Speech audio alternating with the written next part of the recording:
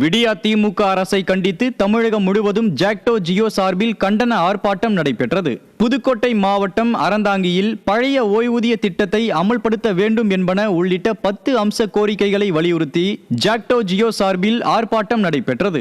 அப்போது பேசிய நிர்வாகிகள் தங்கள் கோரிக்கைகளை நிறைவேற்றாத விடியா திமுக அரசை ஒரு விரல் புரட்சியின் மூலம் அகற்றுவோம் என பகிரங்கமாக எச்சரிக்கை விடுத்தனர். இதேபோல் ஈரோடு மாவட்டம் அந்தியூரில் ஜாக்டோ ஜியோ அமைப்பின் சார்பில் நடைபெற்ற கண்டன ஆர்ப்பாட்டத்தில் விடியா திமுக அரசுக்கு எதிராக கண்டன முழக்கம் எழுப்பப்பட்டது. பழைய பென்ஷன் தருவோம் என்ற தேர்தல் கால வாக்குறுதி எங்கே போச்சு தமிழக அரசே எங்கே போச்சு? தர்மபுரியில் இருசக்கர வாகனங்களை திருடியவர் பிடிபட்ட நிலையில் அவரிடம் இருந்து 12 இருசக்கர வாகனங்கள் கைப்பற்றப்பட்டன.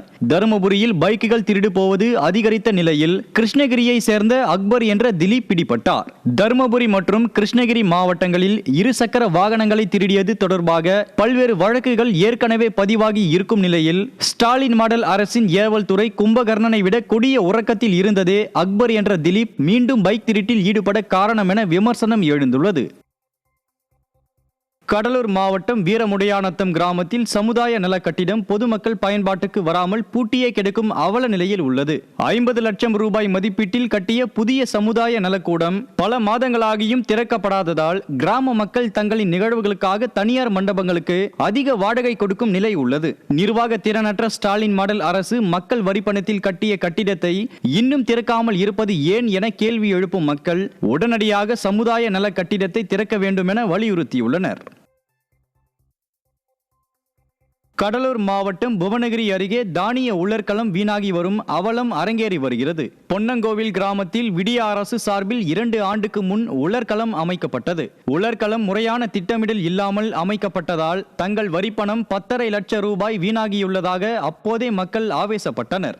இந்நிலையில் தற்போது அந்த உலர்களம் யாருக்கும் பயனின்றி மழைநீர் தேங்கி நின்று கொசு உற்பத்தி களமாக மாறியுள்ளது. இதற்கு ஸ்டாலின் மாடல் அரசே பொறுப்பு என கிராம மக்கள் குற்றம் சாட்டுகின்றனர். கடலூர் மாவட்டம் சேத்தியாத்தோப்பு பகுதியில் பெய்த மழையால் விருத்தாச்சலம் செல்லும் சாலையில் பல இடங்களில் மழைநீர் தேங்கியுள்ளதால் பொதுமக்கள் மற்றும் வாகன ஓட்டிகள் கடும் அவதியடைந்தனர். சேத்தியாத்தோப்பு மற்றும் அதன் சுற்றுவட்டார பகுதிகளில் பெய்த மழையால் விருத்தாச்சலம் செல்லும் சாலையின் பல இடங்களில் மழைநீர் தேங்கி நிற்கிறது.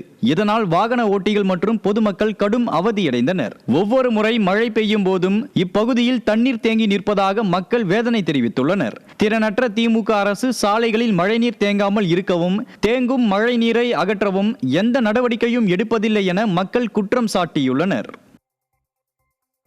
புதுச்சேரியில் கல்வித்துறையில் பணிபுரியும் ஒப்பந்த ஆசிரியர்களை நீதிமன்ற உத்தரவுப்படி பணி நிரந்தரம் செய்ய வலியுறுத்தி ஆசிரியர்கள் ஆளுநர் மாளிகை நோக்கி பேரணியாக சென்றனர். புதுச்சேரி கல்வித்துறையில் ஒப்பந்த முறையில் பணியாற்றும் கௌரவ ஆசிரியர்கள், பால சேவிகா, சிறப்பு ஆசிரியர்களை நீதிமன்ற உத்தரவுப்படி பணி நிரந்தரம் செய்ய வலியுறுத்தி கம்பன் கலையரங்கத்தில் இருந்து ஏராளமான ஆசிரியர்கள் ஆளுநர் மாளிகையை நோக்கி கண்டன பேரணி நடத்தினர். அப்போது ஆசிரியர்களை போலீசார் தடுத்ததால் அவர்கள் ஆர்ப்பாட்டத்தில் ஈடுபட்டனர்.